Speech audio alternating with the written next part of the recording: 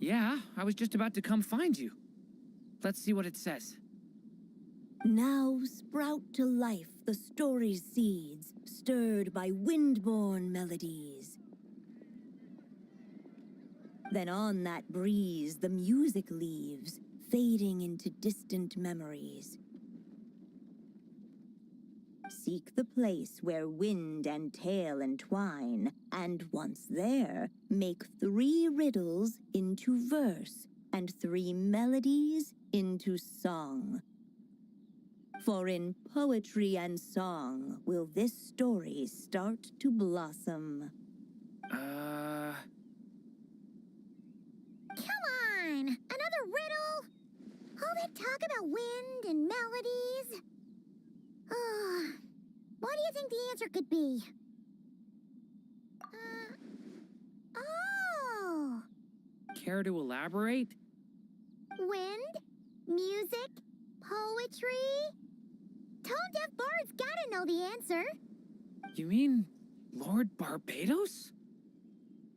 Albedo introduced us when I first arrived in Mondstadt. I mean, someone like me was bound to catch his eye sooner or later.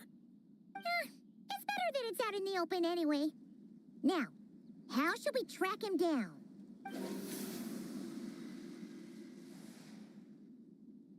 I'm pretty sure he's already caught wind of what's going on here.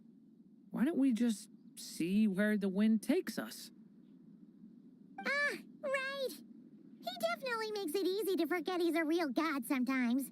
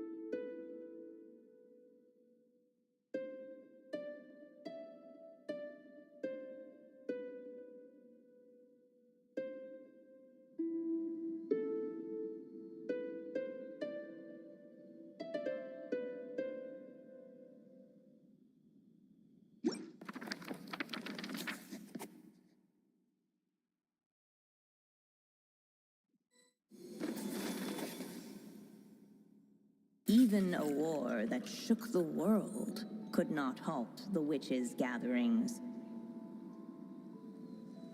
Yet even so, with the passing of time, 3 of their teacups no longer came to be set. The witches did not linger long in sorrow, for the story witch had brought glad tidings of her own.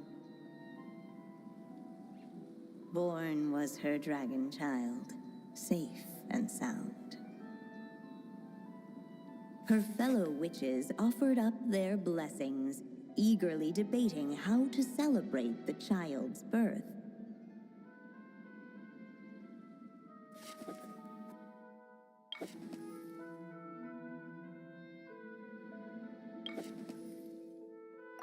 In the end, they settled on the most vibrant balloons they could find. After all, what could be more joyous than the arrival of new life? And so, the witches' gathering turned into a birthday celebration.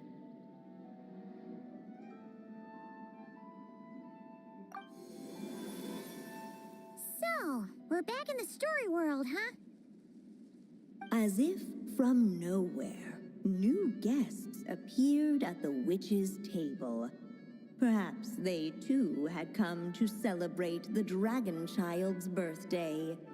Yet while everyone else was busy thinking about what kind of gift to offer, these 3 seemed to have come empty-handed. Hardly the recipe for a warm welcome to a birthday party, now is it? A gift? Hey, what's this all about? We only just found out this was a party. While the guests voiced their complaints and grievances, perhaps they should have been wondering what kind of gift to give instead. So, we need to bring a gift to advance the story? Where are we supposed to get something like that? Perhaps it would be a good idea to have a look around. Why didn't you just say so?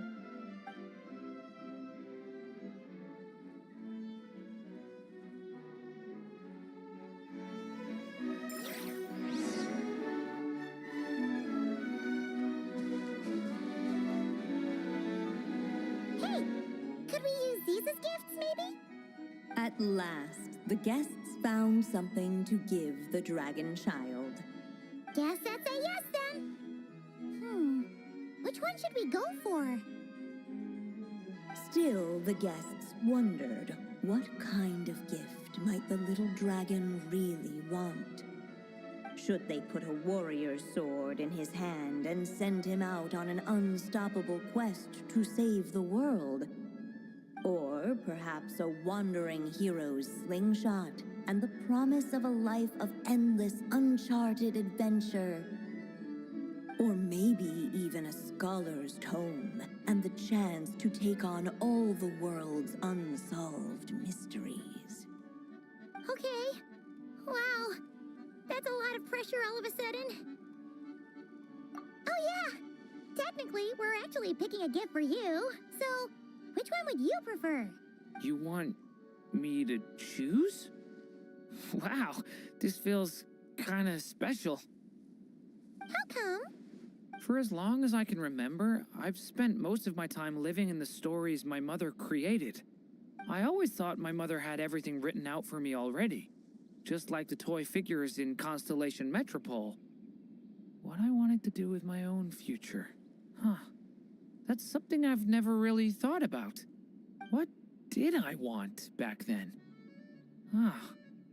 This is the first time I've ever asked myself that question. Sounds like this is the perfect opportunity to answer it then. It's been a while since you left Simulanka, and after everything that's happened, it might be about time to start thinking about your future. Then let me give it some thought.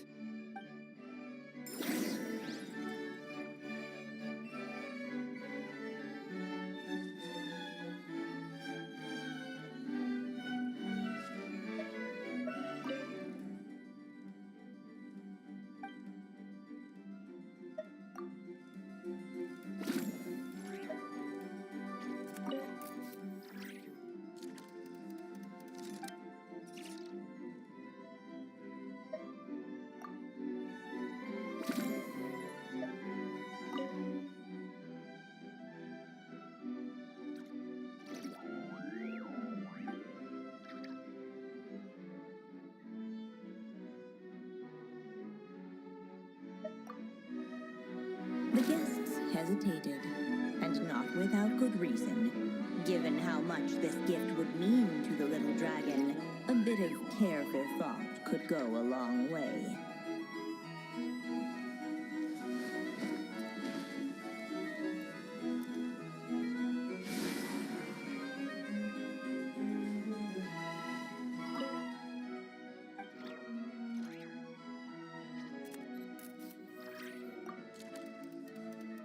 In the end, the guests settled on the wandering hero's slingshot. A wandering hero. So, you're an explorer, just like us. I guess you inspired me.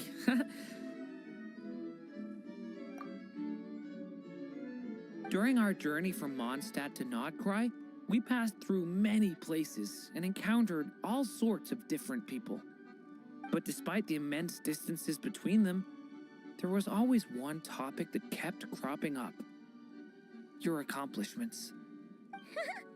Well, we are world-renowned adventurers, after all. Come to think of it, isn't a wandering hero basically the same thing as an adventurer? I've always thought of adventurers as people who chase after stories, and in doing so, they also leave behind many of their own. I'd like to become someone like that, too.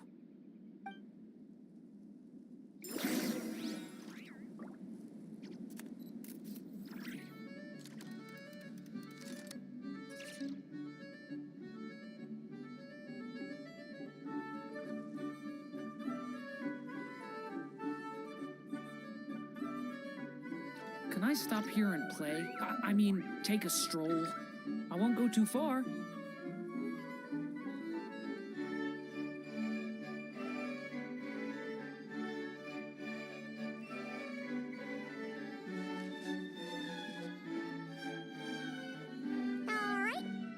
Let us in now that we've got a gift, right? Hello there. Brought a gift this time. The newly arrived guest presented his gift, wishing the little dragon a future as a wandering hero, free and unburdened. Accepting the guest's blessing, the story witch invited him and his friends to take their place around the table. Finally, she could introduce them all to her dragon child, telling all in attendance about the moment of his hatching, and of course, the name he'd been given. It was then that the seer witch, diviner of the stars, withdrew her gaze from the heavens and turned a sorrowful glance upon the little dragon. You gave him the same name as that evil dragon? That's right. But the life I intend for him shall be very different. What folly, to love so blindly. For as you must know, a name is the mirror of destiny itself. He who bears an evil dragon's name must also inherit the fate of its previous owner. His fate has been foretold. Then I'll rewrite it. The witches at the table fell silent, for they knew the seer witch's words had never once proven wrong.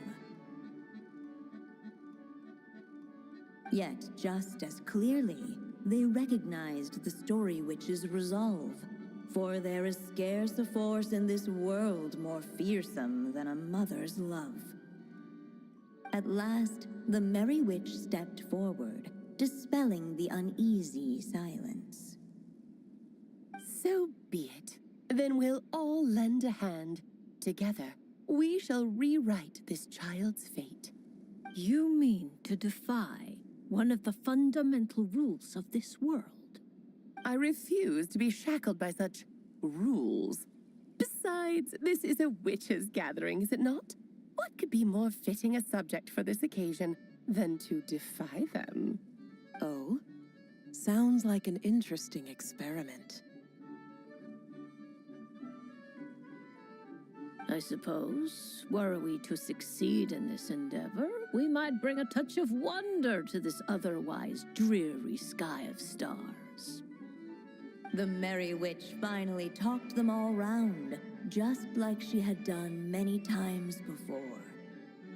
warm and strong as the sun she was. So much so, in fact, that those who her light shined down upon had no choice but to bask in it.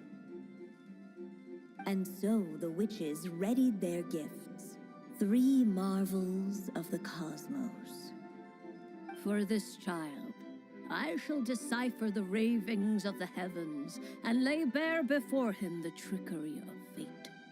For this child, I shall leave a formula powerful enough to unravel the very origins of this world, that he may seek another solution for the conundrum of his life.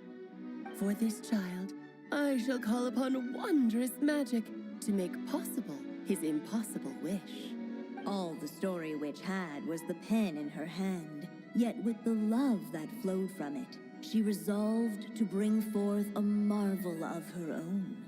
For this child, I shall leave behind the last story I will ever write, and with it, a path to an ending. Yet with the witch's blessings given and received, the little dragon's fate at last began to turn. In the midst of the dragon child's birthday celebration, the seer witch proclaimed her prophecy.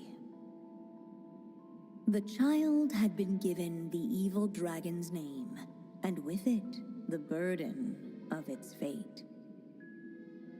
But hearing this, the story witch vowed to rewrite it all, for such was her love and resolve.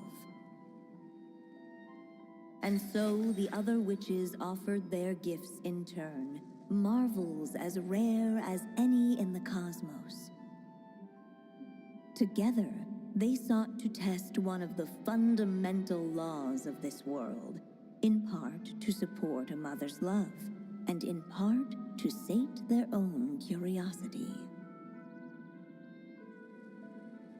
Oh, and I almost forgot. Our new guests came bearing blessings of their own. Who knows? Perhaps this extra spark of life might be all the little dragon needs to change his fate.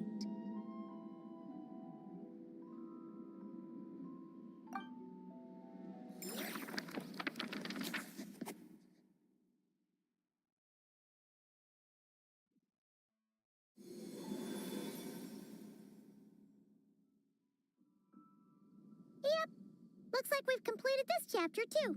Those witches in the story were the mages at the Hexen Circle, right? They sure seem to care a lot about you, Durin. But, Paimon kinda had trouble following their conversation. Just a bunch of mystery, as usual. The evil dragon's fate. Oh, is that what you're worried about? But didn't we already take care of that? Ah, the mages must have had a hand in that, too. Also, I was just thinking, which part of the story are we even meant to be completing? Oh, it feels less like we're filling in the gaps and more like we're adding something new altogether. But we use the ink, right? And the book hasn't given us any more clues, so that must mean our task is complete. At least... Yeah, I guess we're doing something right.